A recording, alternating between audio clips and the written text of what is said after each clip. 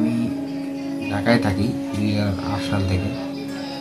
আমার বাসা শাহাদাতপুর পাড্ডা এলাকায়।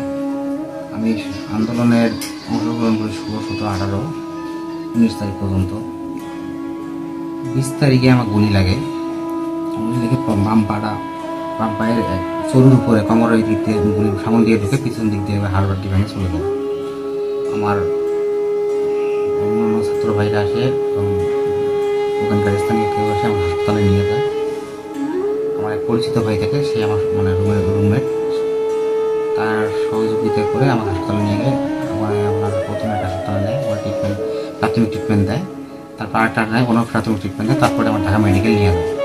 ঢাকা মেডিকেলে যাওয়ার পর ওখানে আবার অপারেশন হয়।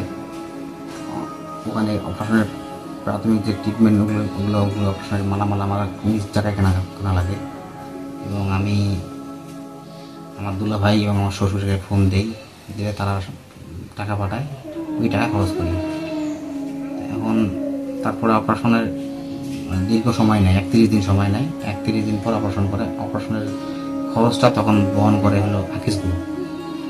আর হলো তারপর অপারেশনের পর থেকে এই কয়দিন যে আমার 36 দিন মেডিকেলে থাকতে হয়। 36 দিনে আমার ওখানে আমার নিজের খাওয়া, আমার সাথে যে ছিল আমার চাচাতো ভাই, তারপরে আমার প্রথম 10 দিন ছিল আমার দুলাভাই থেকে সাইড থেকে লোক পাঠিয়েছিল 2 জন, তারা এসে ওখানে আমার সাথে সহযোগিতা করতো। আমার প্রসাব পায়খানা ফেলাইতো, আমার খাওয়াইতে তুলে, আমি বসতে পারি না, দাঁড়াইতে পারি না, ওরা আমাকে ওই সহযোগিতা গা মশাই দিত।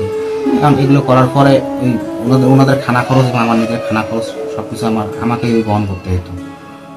তার মধ্যে থেকে আমার ছাত্র হয়ে এসে আমার 2000 টাকা, কেউ 5000 টাকা, কেউ 10,000 টাকা দিত। ওই টাকাও খরচ করে খাইতাম। এখন অপারেশনের আগে বলে যে সরকার চেঞ্জ হয়ে গেছে, আমরা নিজ দায়িত্বে অপারেশন করতে হবে, এই খরচ আমার ডাক্তার আছি, অপারেশনের ব্যয়বহুল খরচ আপনারা করতে হবে। কত টাকার অ্যামাউন্টে যে হতে পারে 20,000 রড কেনা, তারপরে আনুষঙ্গিক আরও খরচ থাকতে পারে, ওটি খরচ থাকতে পারে। এখন হিসেব করে দিকে আমার কাছে তো টাকা নেই, আমি যার কাছে টাকা দিচ্ছে তার দুলা ভাই আর আমার শ্বশুর, এখন আমি কারো কাছে টাকা চাইতে পারতেছি না, তারা বলতেছে আমাদের কাছে টাকা নেই। তখন আমি আমার স্ত্রীকে জানাই, আমার স্ত্রী তার একটা চেন বিক্রি করে দেয়।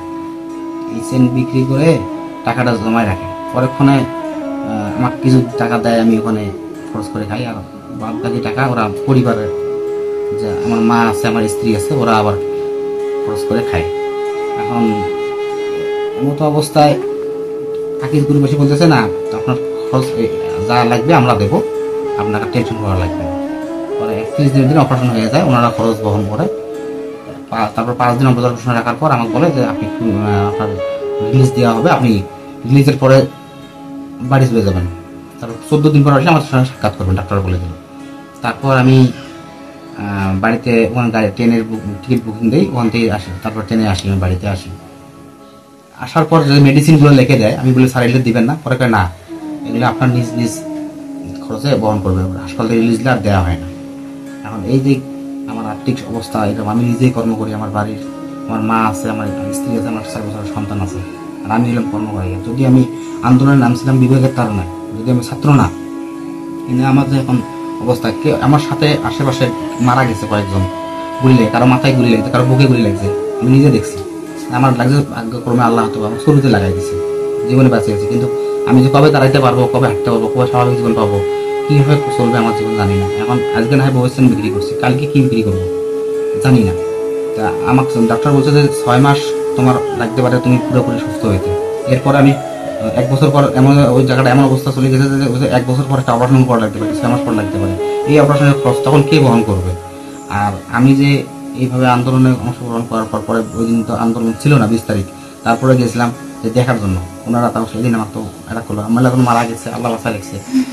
এমন তো অবস্থায় আমার হাতের অবস্থা তেমন ভালো না, টাকা পয়সা নেই, ধার দেনা করে খাইতে যেতেছে। জামাতে ইসলামের থেকে এসে আমার খোঁজ খবর নেয়, আমি সাহেবেরা তাবলিগ জামাতের এখন থেকে এসে খোঁজ খবর নেয় আমি কেমন আছি। তারা নিজ থেকে দোয়া দেন এবং আবু বকর সিদ্দিক মেয়র উনি জেলা প্রশাসকের কাছ থেকে একটা আমার অনুদান নিয়ে দেন 10,000 টাকা। জামাতে আমি সাহেবেরা ওনারা আসি আমার 5,000 টাকা দিয়েছেন। ওই টাকা দিয়ে আমি ট্রেনে 14 দিন পর 15,000 টাকা সর্বমোট দিয়েছিলাম।